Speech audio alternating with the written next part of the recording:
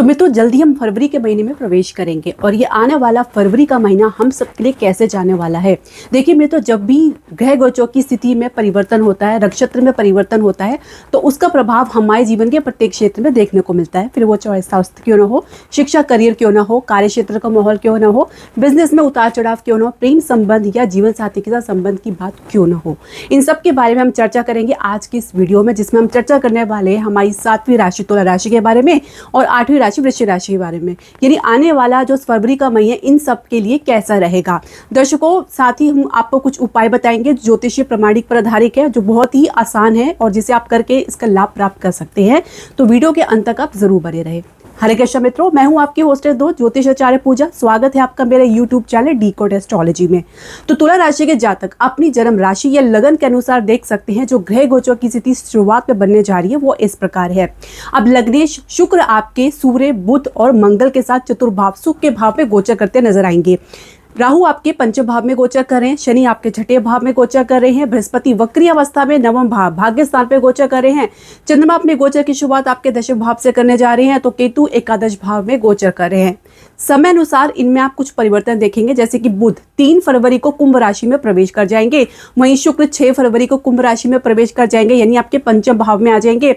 सूर्य उनके पीछे 13 फरवरी को प्रवेश करेंगे पंचम भाव में, तो मंगल आखिरी यानी 23 फरवरी को ये भी पंचम भाव में प्रवेश कर जाएंगे। 5 ग्रहों की युति आपके पंचम भाव में रहेगी, जहाँ पे अंगारक योग बनेगा, यानी इसको दोष भी कह सकते हैं, और ग्रहण दोष भी बनेगा। अंगारक योग जो बनेगा वो सूर्य और राहु और मंगल के साथ, और जो ग्रहण दोष होगा वो सूर्य और राहु के साथ बनेगा।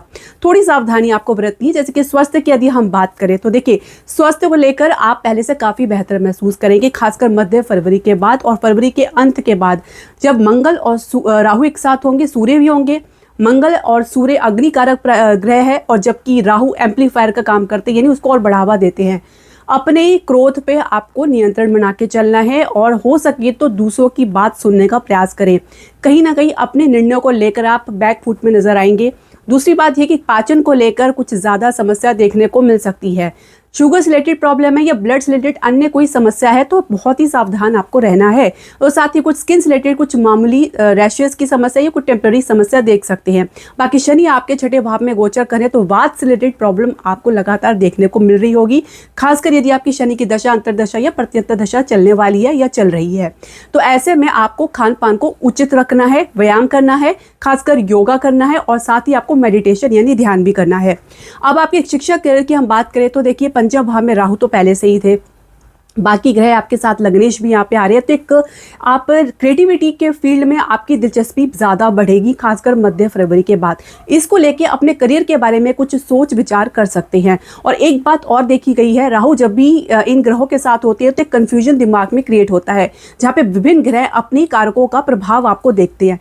जैसे कि बुध अपना प्रभाव देंगे तो सूर्य मंगल भी अपना प्रभाव देंगे, तो बहुत सी फील्ड को लेकर आप काफ़ी कन्फ्यूजन की स्थिति में आ सकते हैं। उच्च शिक्षा में थोड़ी सी स्ट्रगल की स्थिति आपको जरूर देखने को मिलेगी। बृहस्पति वक्री अवस्था में नवम भाव में गोचर कर रहे हैं, खासकर विदेश के लिए प्रयास कर रहे हैं, तो ये जो बात बनेगी मध्य फरवरी के बाद बनेगी। पर ध्यान रहे कि प्रयास करने में आपको मेहनत अधिक करनी पड़ सकती है, और कई बार ऐसा होगा कि असफलता के बाद आपको सफलता देखने को मिलेगी। करियर की शुरुआत करने जा रहे हैं तो चंद्रमा शुरुआत में थोड़ा सा आपका मन चंचल प्रवृत्ति में रखेगा, कुछ इंस्टेबिलिटी का भय भी देख सकते हैं, लेकिन धीरे धीरे इससे भी आप बाहर निकलेंगे। परंतु दशम भाव के स्वामी जब चंद्रमा ही है, यानी कर्क राशि है, तो एक प्रकार से कह सकते हैं कि एक बहते जल की तरह आप रहना चाहते हैं। एक जगह रहना आपके लिए थोड़ा मुश्किल रहता है, थोड़ा सा सफोकेशन आप महसूस करते हैं। तो ऐसे में धैर्य बनाकर चलें, और हो सके तो मेडिटेशन आपके लिए बहुत ज़रूरी है। इसके अलावा कार्य क्षेत्र का माहौल कैसे रहेगा, जो पहले से नौकरी पेशा लोग हैं, तो यदि हम समझे तो देखिए, बहुत से ग्रह आपके पंचम भाव में आएंगे, खासकर मध्य फरवरी और फरवरी के अंत की अगर हम बात करें तो कह सकते हैं तैश में लिया हुआ, गुस्से में लिया गया कोई भी डिसीजन या किसी पर दबाव बनाना, ये आपके थोड़ा नुकसानदायक साबित हो सकता है। बॉस के साथ, अपने सीनियर अधिकारी के साथ आपको बनाकर चलना होगा। कोई मिसअंडरस्टैंडिंग बुध के कारण देखी जा सकती है। अपनी आइडियाज, अपनी सोच, अपने विचार को प्रथम भाव में रखेंगे, दूसरों की भावनाओं को समझने का प्रयास नहीं करेंगे। तो ये परिस्थिति तब होगी जब ये सारे ग्रह आपके पंचम भाव में आएंगे, जो आपके निर्णय लेने की प्रवृत्ति को प्रभावित करेंगे। तो ऐसे में आपको क्या करना है, देखिए, जितना आप अपना कहना चाह रहे हो उतना दूसरों की सुनने का प्रयास करें। दूसरों की गलतियां निकाल के अपनी बात को सही ठहराना ये आपके लिए थोड़ा सा सही नहीं होगा। नई नौकरी के लिए प्रयास कर रहे हैं तो शनि आपको संघर्ष अधिक कराएंगे, यानी जब तक आप मेहनत कर्म नहीं डालेंगे वो ऐसा परिणाम आपको देखने को नहीं मिल पाएगा। पर वही बात है कि दशम भाव के स्वामी चंद्रमा है, चंचल प्रवृत्ति का महीना, मूडी रहते हैं, थोड़ा सा आपको इसके पर ध्यान देना होगा। बिजनेस व्यवसाय की हम बात करेंगे तो सप्तम भाव के स्वामी मंगल अभी चतुर्भाव में गोचर कर रहे हैं, तो शुरुआत में रियल एस्टेट में, व्हीकल यानी वाहन के बिजनेस में एक अच्छी उछाल देख सकते हैं। घरेलू उद्योग में एक स्टेबिलिटी देख सकते हैं, आपका स्टेटस लेवल भी काफी अच्छा मेंटेन होता हुआ नजर आ रहा है। शेयर मार्केट में भी अच्छी शुरुआत देखी जा सकती है, लेकिन बाद में जब राहु के साथ इनकी युति रहेगी तो जल्दबाजी में लिया गया निर्णय आपके लिए घातक साबित हो सकता है। खासकर बिजनेस पार्टनर के साथ बहुत ज्यादा मिसअंडरस्टैंडिंग बढ़ती हुई नजर आ सकती है। निर्णय लेने में बहुत जल्दबाजी दिखाएंगे और सोचने विचारने का वक्त भी नहीं लेंगे। विदेश से आपको लाभ की पूरी उम्मीद बनती नजर आ रही है, बस वही बात है कि धैर्य से आपको चलना होगा। फाइनेंशियल सेक्टर में काफी ज्यादा आप फ्लक्चुएशन देख सकते हैं, या कह सकते हैं कि इसमें अपेक्षा अनुसार या असंतुष्टि का परिणाम देख सकते हैं। अब प्रेम संबंध की हम बात करें तो राहु और केतु कहीं ना कहीं आपको पूरी लाइफ आपको एक प्रकार से कह सकते हैं कि इस प्रकार से प्रतीत होती नजर आएगी जहां पे कुछ भी सत्यता पर प्रतीत होती नजर नहीं आएगी। जैसे कि राहु कहीं ना कहीं एक मास्क प्लैनेट का काम करते हैं, जहां पे व्यक्ति आपके समक्ष कुछ और आपके पीछे कुछ और नजर आता है। वहीं केतु की दृष्टि पड़ने की वजह से एक डिटैचमेंट, एक मन उच्चाटन की स्थिति भी बन सकती है। गौरतलब बात यह है कि राहु और केतु आपके पंचम और एकादश भाव में पूरे वर्ष 2026 में पूरे वर्ष तक, यानी कह सकते हैं 5 दिसंबर तक, ऑलमोस्ट एक वर्ष के अंत तक किसी में ही गोचर करेंगे। ऐसे में जितना एक्सपीरियंस, अनुभव आप अपने संबंध को लेकर उठाएंगे, उतनी मैच्योरिटी यदि अपने भीतर लेकर आएंगे तो अगला निर्णय, यानी जब ये इनका राशि परिवर्तन होगा 5 दिसंबर के बाद, उसमें आपकी मैच्योरिटी, समझदारी झलक कर आएगी। पर मैं ये नहीं कह रही हूँ कि आप इसमें आपको क्या कहते हैं हताशा या असफलता देखने को मिलेगी, परंतु राहु केतु के साथ किसी भी संबंध में स्टेबिलिटी आपको नजर नहीं आएगी। वहीं पारदर्शिता यानी ट्रांसपेरेंसी की कमी और अलाइनमेंट की कमी भी देखी जा सकती है। विवाह की चर्चा चलाने में जोर शोर अपनी तरफ से प्रयास करेंगे और कहीं पर आपका अधीरतापन भी नजर आएगा। वही परिवार वालों के साथ मिला जुला रिस्पांस के साथ साथ कुछ कह सकते हैं कि आपके साथ मदद करने की या आपके सहयोग देने में थोड़ा कम ही आप उनकी तरफ से रिस्पांस देख पाएंगे। इसके अलावा जीवन साथी के साथ संबंध की हम बात करेंगे तो आप एक दूसरे के साथ कई बार प्रयास करेंगे एक दूसरे के साथ समझदारी से चलें, अलाइनमेंट बनाकर चलें, और हो सकता है कि आप एक दूसरे को समझाने का या परामर्श देने का या कुछ सजेशन देने का प्रयास करें। यदि आपको सजेशन देना चाह रहे हैं तो सुनने का भी आपको प्रयास करना होगा, अन्यथा एक दूसरे पर सिर्फ और सिर्फ एक ब्लेम करते नजर आएंगे। संतान प्राप्ति के लिए राहु केतु को आपका उपाय करना होगा। कहीं ना कहीं ये आपके मार्ग में बाधा उत्पन्न कर रहे हैं। बृहस्पति वक्री अवस्था में है तो बहुत अधिक प्रयास करने पड़ सकते हैं। जब प्रयास अधिक करने पड़ते हैं और कुंडली में ग्रहों की स्थिति कमजोर हो तो ऐसे में दवा के साथ साथ दुआ यानी ईश्वर की प्रार्थना, जाप, मंत्र, दान इत्यादि भी आपको करना होगा। उपाय आपको क्या करना है, देखिए बहुत सिंपल सी बात है। राहु केतु की शांति के लिए हो सके तो आप चिड़ियों को भोजन दें, मछलियों को भोजन दें और गली के कुत्तों को भोजन खिलाएं। इसके अलावा आप चाहे तो सूर्य देव को नित्य अर्घ्य दे सकते हैं, और क्योंकि ग्रहण योग भी बनेगा तो उस समय सूर्य को बल देना बहुत ज़रूरी है। सप्तमेश मंगल के लिए आप मंगलवार को लाल वस्तु का दान मंदिर में कर सकते हैं। इसके अलावा आप हनुमान चालीसा का नित्य पाठ भी कर सकते हैं। अब मित्रों बात करेंगे 8वीं राशि वृश्चिक राशि के बारे में, यानी उनके लिए आने वाला फरवरी का महीना कैसे रहेगा। तो जन्म राशि लगन के अनुसार आप देख लीजिए जो आपके लिए जो ग्रह की स्थिति बन रही है, गोचर की स्थिति बन रही है वो इस प्रकार है। देखिए आपके लग्नेश मंगल है, तृतीय भाव में गोचर कर रहे हैं जो आपके करेज का भाव है। इसके साथ सूर्य, शुक्र और बुध की युति रहेगी। राहु आपके चतुर्भाव में गोचर कर रहे हैं तो शनि पंचम भाव में गोचर कर रहे हैं। बृहस्पति अष्टम भाव में वक्री अवस्था में है तो जो चंद्रमा अपने गोचर की शुरुआत करेंगे नवम भाव में, और केतु आपके दशम भाव में गोचर कर रहे हैं। समय अनुसार आप इनमें परिवर्तन देखेंगे, जैसे कि 3 फरवरी को बुध आपके तृतीय भाव से निकल के चतुर्भाव में प्रवेश कर जाएंगे, राहु के साथ इनकी युति रहेगी। उसके बाद शुक्र भी 6 फरवरी को आपके चतुर्भाव में आएंगे, तो सूर्य 13 फरवरी को चतुर्भाव में प्रवेश करेंगे, और अंत में मंगल 23 फरवरी को आपके कुंभ राशि यानी चतुर्भाव में प्रवेश कर जाएंगे, जहां पे 5 ग्रहों की युति रहेगी। स्वास्थ्य लेकर थोड़ी चिंता देखी जा सकती है, खासकर हृदय का मरीज है, हार्ट पेशेंट है तो अपना अच्छे से ध्यान रखें। कहीं ना कहीं इसको लेके कुछ लापरवाही या कुछ आपके भीतर टेंशन ज़रूर देखी जा सकती है। छोटी भी समस्या आपके लिए एक बहुत बड़ा एक कह सकते हैं कि मानसिक तनाव लेकर आ सकती है। तो ऐसे में मेडिटेशन, ध्यान करना या आप किसी मंत्र जो आपके इष्ट देव के मंत्र उनका जाप करना बहुत ज़रूरी हो जाता है। इसके अलावा अगर आप चाहे तो आप योगा कर सकते हैं, जिसमें प्राणायाम बहुत ही महत्वपूर्ण है। आपकी श्वास प्रक्रिया होती है, इसमें एक जो क्रिया होती है उसमें आपके लंग्स को मजबूती मिलती है, तो ये आप ज़रूर करें। शिक्षा करियर की हम बात करेंगे। पंचम भाव में शनि आपको सिर्फ और सिर्फ संघर्ष और मेहनत के लिए ही प्रेरित करते नजर आएंगे। बिना इसके परिणाम की अपेक्षा करना कह सकते हैं एक प्रकार से व्यर्थ होगा। इसके अलावा उच्च शिक्षा में आपका मूड काम करेगा, यानी आप मूड रहेंगे तो ही आप इसके लिए प्रयास करेंगे।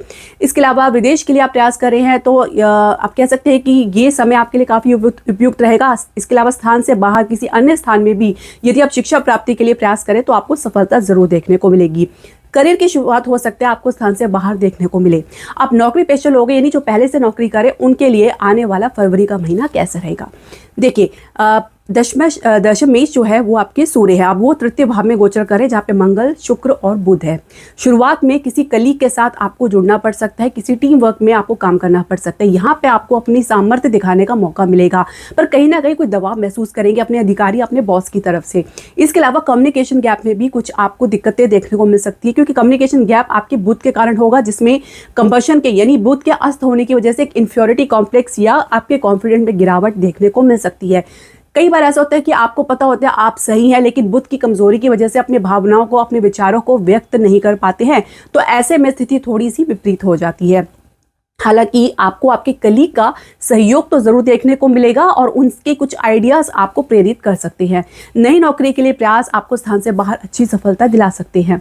बिजनेस करियर की हम बात करें, बिजनेस की बात करें तो देखिए व्यवसाय के लिए आपके जो सप्तमेश है वो शुक्र है। स्थान से बाहर किसी योजना, किसी प्रोजेक्ट में या किसी निवेश में आप इन्वॉल्व हो सकते हैं। इसके अलावा मध्य फरवरी के बाद और फरवरी के अंत से अगर हम समझे तो प्रॉपर्टी के बिजनेस में अच्छी खासी उछाल आपको देखने को मिलेगी। अब यहाँ पे थोड़ा सा आपको सावधान रहने की आवश्यकता है। राहु यहाँ पे बैठ के कहीं ना कहीं आपको इंस्टिगेट, उकसावे में डाल सकते हैं, जहाँ पे आप किसी गलत प्रोजेक्ट में भी फंस सकते हैं। बहुत सोच समझ के आपको निवेश करना है। शेयर मार्केट में थोड़ी स्थिति आपके लिए विपरीत रह सकती है, जहाँ पे काफ़ी ज़्यादा उतार चढ़ाव देखने को मिलेगा। ऐसे में निवेश करना खतरे से खाली नहीं होगा। इसके अलावा विदेश के लिए प्रयास करें तो आपको अच्छी सफलता पूरे महीने देखने को मिलेगी। इसके अलावा अगर हम बात करें आपके प्रेम संबंध की, देखिए पंचम भाव के स्वामी बृहस्पति है, जो अष्टम भाव में वक्री अवस्था में गोचर करे, और पंचम भाव में शनि है। अब यहाँ पे कहीं ना कहीं आपके एक कह सकते हैं कि आपकी प्रवृत्ति को दर्शाते हैं, जहां पे आप अपनी तरफ से पूरी मेहनत कर रहे हैं, लेकिन सामने वाले व्यक्ति की तरफ से उतना रिस्पांस आपको देखने को नहीं मिल रहा है। कुछ परिस्थिति आप लोगों के बीच में पुनरावृत्ति में आ रही है, यानी बार बार उसमें रिपीटिशन ऑफ एक्शन देखने को मिल रहा है। कुछ गलतियां, कुछ ट्रांसफॉर्मेशन, कुछ परिवर्तन जो आपके लिए थोड़ा सा असहज हो सकता है। इसके अलावा जब तक आपके जो पंचमेश अष्टम भाव में वक्री अवस्था में हैं, तो कहीं ना कहीं पुरानी गलतियां, पुरानी घटनाएं आप लोगों के जीवन में बार बार उभरती नजर आएंगी, जिसकी वजह से कुछ डिस्टेंस भी आप महसूस करेंगे। विवाह की चर्चा स्थान से बाहर चल सकती है, वहां से कुछ प्रपोजल आपको देखने को मिल सकता है। तो जीवन साथी के साथ संबंध की हम बात करेंगे तो किसी यात्रा का योग बन सकता है। थोड़ा सा इस यात्रा में आप लोग एक दूसरे से डिफरेंस ऑफ ओपिनियन रखते नजर आएंगे, या किसी बात को लेकर कुछ मामूली बहसबाजी या कुछ आर्ग्यूमेंट्स देखा जा सकता है। इसके अलावा चतुर्भाव में जैसे ही पंचग्रहों की युति रहेगी तो घर परिवार में छोटी छोटी बात को लेकर मिसअंडरस्टैंडिंग, झगड़ा, वाद विवाद ये ज्यादा बढ़ सकता है, खासकर माता के साथ या घर में किसी मुद्दे को लेकर, कुछ परिवर्तन को लेकर भी ऐसा देखा जा सकता है। कुछ आप इंस्टेबिलिटी या कुछ आप घर में असहज महसूस कर सकते हैं। संतान प्राप्ति के लिए बहुत ज्यादा संघर्ष आपको देखने को मिल रहा है, लेकिन कह सकते हैं कि समय थोड़ा सा आपके लिए प्रतिकूल बना हुआ है, क्योंकि पंचमेश अभी वक्री अवस्था में। तो ऐसे में बृहस्पति को मजबूती दे, हो सके तो संतान गोपाल मंत्र का जाप अवश्य करें। छोटे छोटे बच्चों को आप उपहार दे सकते हैं। प्रत्येक बृहस्पतिवार को आप विष्णु सहस्त्र नाम का पाठ कर सकते हैं। इसके अलावा आपके सप्तमेश के लिए शुक्र का भी आप उपाय कर सकते हैं। उनके बीज मंत्र ओम शुम शुक्राय नमः का 108 बार जाप नित्य करें, या श्री सूक्त का पाठ आप नित्य शाम को अवश्य करें जब आप मंदिर में जोत जलाते हैं। देखिए ये उपाय बहुत ही कारगर है, बहुत ही आसान है। नित्य ऐसा करते रहिए और बिना किसी स्वार्थ के आप इसे करें तो इसका परिणाम जरूर देखने को मिलेगा। तो मित्रों, आपके जो भी प्रश्न, सजेशन या क्वेरी आप हमारे कमेंट बॉक्स में जरूर डालें। इसके अलावा आप हमारे चैनल को लाइक, शेयर, सब्सक्राइब करना बिल्कुल ना भूलें। धन्यवाद। हरे कृष्णा।